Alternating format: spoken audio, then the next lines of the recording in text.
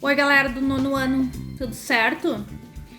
A gente tá já aí há vários vídeos desde que nós entramos nesse período de quarentena, né? E ao término de cada vídeo eu venho dizendo: em breve nos veremos, em breve nos veremos. Eu espero que em breve a gente realmente possa se reencontrar. Espero que a gente ainda possa se ver nesse ano de 2020, né? E quando eu falo se ver, é na escola, na sala de aula, que é o nosso ambiente, né? Enquanto isso não é possível, a gente vai se vendo um pouquinho por aqui. Ou melhor, vocês me veem daí, mas infelizmente eu não consigo vê-los do outro lado.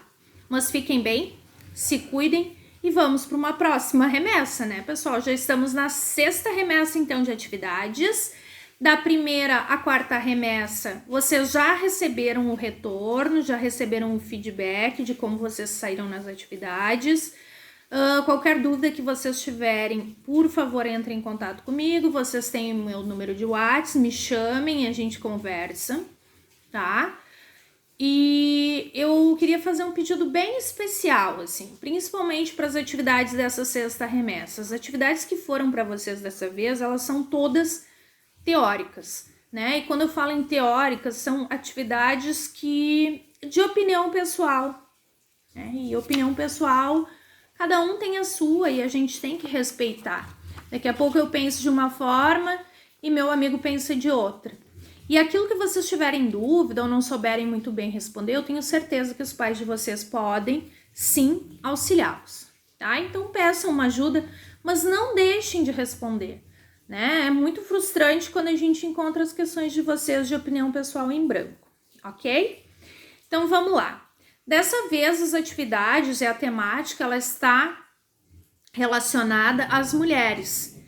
E enquanto educação física, disciplina de educação física, a gente optou por abordar as mulheres que fizeram história dentro do esporte, né? E aí a gente trouxe uma atleta, que é a Katrine Switzer, e ela queria competir em uma maratona, só que lá no início as mulheres não eram aceitas em algumas modalidades esportivas, né? E na verdade ela lutou para conseguir participar desse tipo de prova e realmente foi a primeira mulher a correr oficialmente uma prova de longa distância, que foi uma maratona, tá? E baseado no texto inicial, baseado nesse pequeno parágrafo que a gente anexou para vocês, falando sobre essa atleta especificamente, a gente trouxe alguns questionamentos, e esses questionamentos é para vocês refletirem, pensarem e expressarem a opinião de vocês. Ah, prof, mas eu não tenho opinião sobre isso. Conversem com os pais, conversem com os avós, e coloquem ali o que vocês conversaram, o que vocês pensam sobre esse assunto, né? Ah, mas eu não sei se o que eu penso é certo. Gente, o que a gente pensa não é certo ou errado, é a forma da gente pensar. Então não deixem de expressar a opinião de vocês, ok? Dentro das modalidades, então, esportivas, a dança, a ginástica e as lutas na categoria feminina.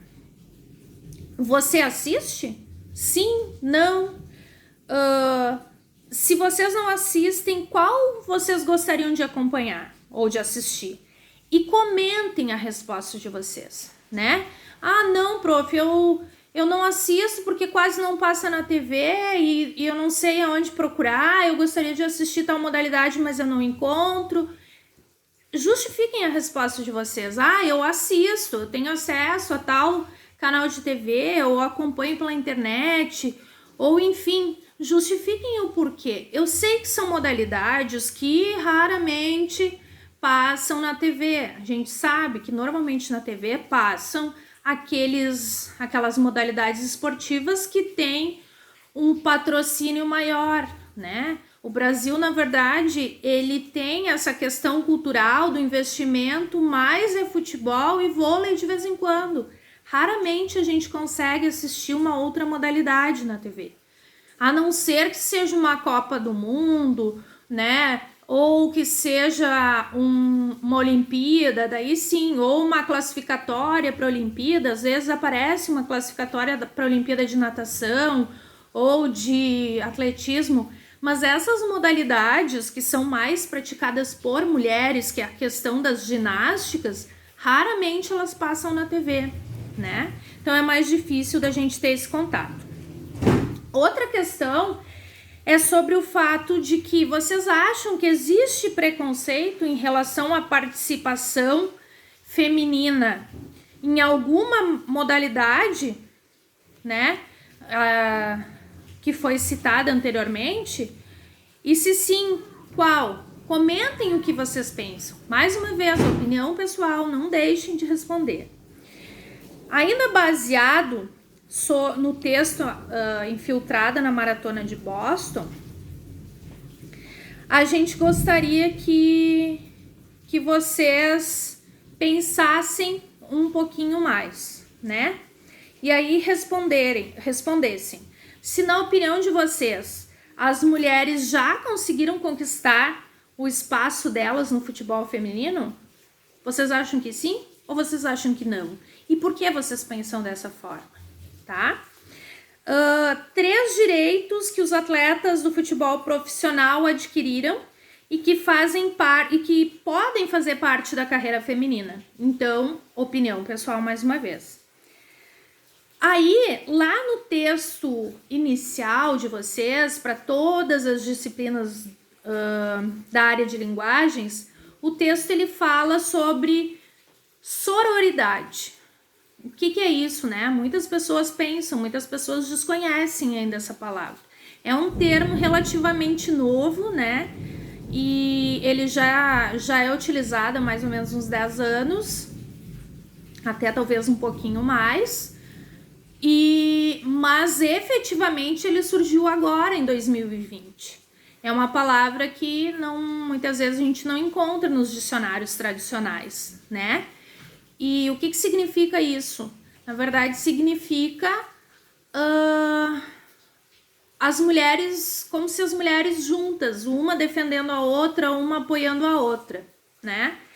E aí, a questão 3, ela pede que vocês citem 3 exemplos de ações no esporte que vocês acreditam que realmente ela represente essa ação, o conceito de sororidade, né? Eu vi tal situação no esporte que me chamou a atenção, né? Realmente eu percebi que uma atleta apoiou a outra. Eu percebi que aconteceu tal coisa. Então, relatem isso. 3 exemplos. E ainda dentro desse conceito, né? Dessa ideia de sororidade, a gente trouxe também uma questão que é muito discutida atualmente, que é a questão do corpo perfeito, a questão do peso ideal. E aí, o que vocês entendem que seria uma atitude que realmente demonstrasse a sororidade quando a gente fala do corpo ideal, né? Do corpo perfeito, o que é considerado um corpo perfeito? E será que aquilo que é considerado corpo perfeito realmente é um corpo perfeito? Ou seja, é um corpo saudável? Porque uma coisa é perfeição, né? E outra coisa é saúde. Então isso também, a gente gostaria que vocês pensassem um pouquinho, certo? E também ainda relacionado a isso, a gente traz um último questionamento e que é bem importante e que está relacionado também a esta questão do biotipo físico, de corpo, né, de peso, enfim. A gente sabe que é muito normal a gente estar julgando. O ser humano, na verdade, ele está sempre julgando. Alguma coisa ele está observando e julgando, né? Biotipo físico, a roupa que veste, o carro que usa, a forma que anda, o penteado, enfim. Alguma coisa a gente, enquanto ser humano, está julgando no outro. Só que aqui a gente traz a questão do biotipo físico da mulher, né? E é muito comum que essa situação muitas vezes traga danos, né, para a saúde dessa pessoa. Porque às vezes a gente não pensa antes de falar ou antes de olhar a forma de agir, a gente acaba não se dando conta disso. E às vezes esses nossos atos, eles trazem sérios danos para a pessoa a nível psicológico, psiquiátrico, enfim. E aí a questão é, pense em vocês. E aí a gente vai trabalhar um pouquinho da questão da empatia também, né? Se fosse comigo e eu fosse uma mulher, e eu percebesse alguém falando alguma coisa a respeito do meu biotipo físico, e esse comentário fosse negativo, de que forma eu agiria? O que eu pensaria? Porque eu posso agir de uma forma, meu amigo de outro, meu irmão de outro. E se fosse de forma positiva?